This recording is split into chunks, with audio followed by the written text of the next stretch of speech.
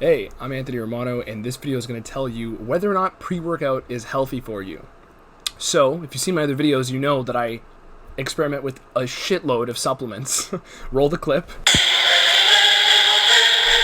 And basically, I have experimented with probably every pre-workout out there, and I've made entire videos on the ingredients you should watch out for, the sweeteners you should watch out for, the artificials, all those things, the dyes, the colors, the estrogenic compounds, things like that, okay? Because I'm a super nerd of pre-workouts, and I have a book coming out on it soon, the Pre-Workout Bible, and there's going to be a lot of other beneficial information in that. It's not out yet at the time of this video, but it might be, so head to my website, romanoketo.com, you know, whenever you're watching this. But I'm going to explain to you pre-workouts and whether or not they are healthy and what the problems are about them and what the benefits are about them and how to integrate them into your lifestyle without making it, you know, a roller coaster ride of adrenal fatigue and other BS. Okay, so that's it. And also, like this video, share it, subscribe, and follow my Instagram. Okay, let's go.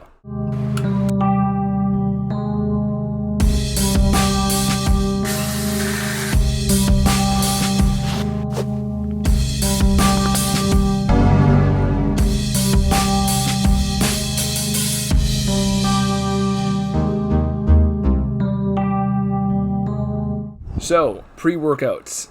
In case it wasn't already obvious, I've went out of my way to experiment with a load of pre-workouts, and if the doomsday supply of supplements I have behind me in every video isn't already making it apparent, I go through a lot of supplements, and part of this is done intentionally so I can produce content about it and write about it and give you the best information out there on these topics. So besides the fact that I have an entire book on this that's going to be way more extensive, and in that book there's going to be certain protocols to recover from overdoing pre-workouts or certain supplements that are stimulatory or things of that nature, adrenal fatigue, you name it. I'm going to try to make this video brief and effective. The main thing with pre-workouts is a lot of the problems initially are going to come from the non-active ingredients. I will get to the problems you might run into if you're from the active ingredients, but for a lot of non-active ingredients, this entails things like artificial colors, artificial dyes, artificial sweeteners, other fillers to basically make the powder sustainable and have a longer shelf life, things of those nature. And I have an entire video on supplement sweeteners, the Sweetener Bible, that explains the research behind them, the problems, etc. But most pre-workouts are going to consist of, in terms of the active ingredients, some herbal extracts, some herbal compounds, amino acids, which can function as precursors to certain effects in the body, such as neurotransmitters, a certain more power output in your muscles, things like that. You know, you might have other food-derived ingredients like creatine, which basically will also have effects on muscular output, ATP production, things that are generally not the problem here, things that are more natural ingredients, they're naturally occurring in food.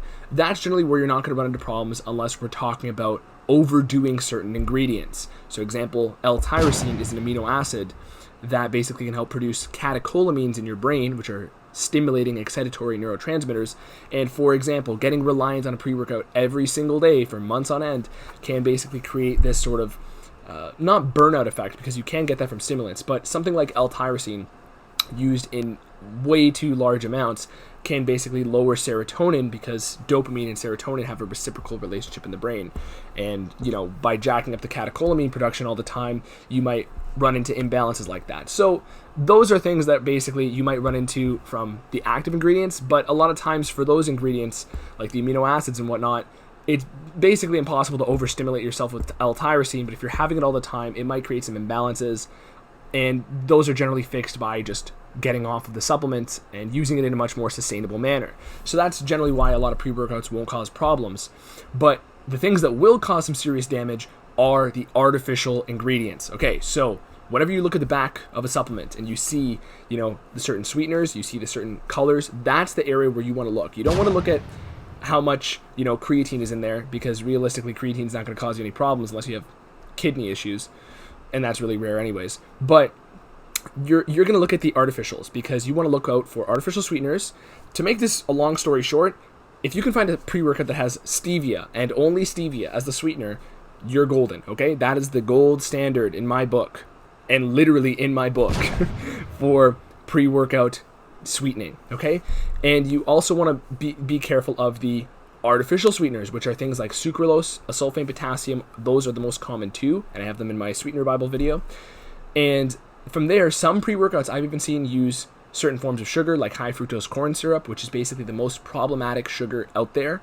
And because it basically creates a dopamine response in your brain in response to the flavor, so it makes the product more addictive. And this is things that the FDA doesn't really regulate because they're sort of an ethical gray area, right? Trying to get somebody addicted to the taste of your brand, or not even necessarily addicted, because I'm sure they wouldn't phrase it that way, but having a taste of a brand so, artificially engineered to make your brain respond positively to it is one way to get customers to keep buying your brand. So at the end of the day, you want to watch out for things like that and always look for stevia instead. Sucralose is problematic because sucralose basically is the most common sweetener, and people will even say that it's a natural sweetener. But sucralose is chemically similar to pesticide, and what it does is, negatively, it diminishes some of the good bacteria in your gut microbiome. So basically, it slightly diminishes the good guys. It doesn't, promote the bad guys, at least from what we know in terms of your gut microbiota, but in high amounts, it's definitely a problem. Now, granted, that doesn't mean I don't take supplements or energy drinks or something that have sucralose here and there, but I use it very sparingly. It's something that I treat as a luxury, and I'm very conscious of when to have sucralose, because there's a time and place where I will grab a supplement that has sucralose and I'll bite the bullet. It's not going to kill you. However, you don't want to be reliant in using supplements that have sucralose on a regular basis. Okay? So, at the end of the day, try to minimize it as much as you can. And the FDA and other governing bodies don't have regulations on these things because certain ingredients like these have only been around for a decade or so. And there's no long-term studies. We can only operate based on the mechanics of the ingredients themselves and what we know about them and their mechanisms. So, from sucralose, there's also a sulfame potassium. A sulfame potassium is very commonly sweetened with a lot of things, and even your protein powders, a lot of your, BCAAs, everything is going to be sweetened with these sweeteners. I'm telling you, most of them are, and you want to avoid them. Again, it's not a problem if you're using it for the first time and you have something like that. It's not a problem if you use it here and there and it has ACE-K, sulfame potassium, or sucralose, but you want to really minimize that, because I can't tell you what the long-term effects are, because it doesn't have any documented long-term effects, because there haven't been any studies on it. So ACE-K, we know it causes problems in rats, and you can watch my video on Sweetener Bible to get more research-oriented information offered at you, but sucralose and ACE-K are the most common sweeteners, and they are problematic in some way. Try to minimize it. Now, that doesn't mean that I don't have supplements that have those ingredients and I use them occasionally. I'll just never promote them. Sure, I'll talk about them from here and there for the sake of science, or bro science, I guess, in this video. But the main point is I will talk about the supplements for the sake of education, and I'll never promote a brand or say that I, wholeheartedly believe in a brand unless I wholeheartedly believe in a brand. So, on that note, shout out to Athletic Alliance. Everything's a natural. They actually don't pay me at all for anything there, but I just know some of the guys in the company. They all know their shit, and they do everything clean, and just it's like a luxury type of style of supplementation brand. So that's another reason. And also they gave me this cardboard standout. So at the end of the day, try to get brands that are cleaner, and you're doing the best for yourself in that way. So now I'll get into artificial dyes. This is huge, and this is actually even bigger of a problem than artificial sweeteners, okay? Artificial dyes, most of them are chemically similar to estrogen. And even if you're a woman, you do not want to have artificial amounts of estrogen being jammed into your body, because that can dysregulate other hormones. And estrogen basically, I shouldn't have to explain the problems of if you're a man having excess estrogen, but the thing is, a lot of these compounds, such as artificial color, red, blue, and yellow, they are chemically similar to estrogen, and they operate as such in the body. And they are very hard to get out because they are fat soluble in a certain way, and it would take a long time to get rid from your body of those compounds. And for some reason, these ingredients are allowed in products. The reason they're probably allowed in products is because, again, they haven't been around long enough to show long-term studies on these things, but there are some short-term studies that show the problems. And there's a great book on this topic as well called Estrogeneration by Dr. Anthony J. And I'd recommend that if you're looking into the estrogenic compounds, because there's a lot of other things such as BPA, BPS, other plastics, things like that essentially are also problematic in a similar vein to artificial colors. But basically, if you see a product and it has artificial colors, number one, it tells you that the company either A, doesn't know that they're problematic, or B, that they don't care. And overall, it is a cheap way to color the product, make it funner, right, and make it more marketable. And again, either way, it means they don't know or they don't care. And as times are moving on and we're starting to learn more about these things, definitely, again, opt for brands that have no artificial colors. If you see red beet juice powder as a coloring or turmeric as a coloring, that is a much greater sign that the company knows what they're doing and they probably care. And even I think other supplements I got back here are sweetened with those things or colored with those things as a attempt to avoid the problematic ingredients. So look for those things. Now that's kind of just the gist of general pre-workout things to avoid. Okay, so always get naturally sweetened, and you will incur no problems with your supplements, assuming they are, actually what they're supposed to be.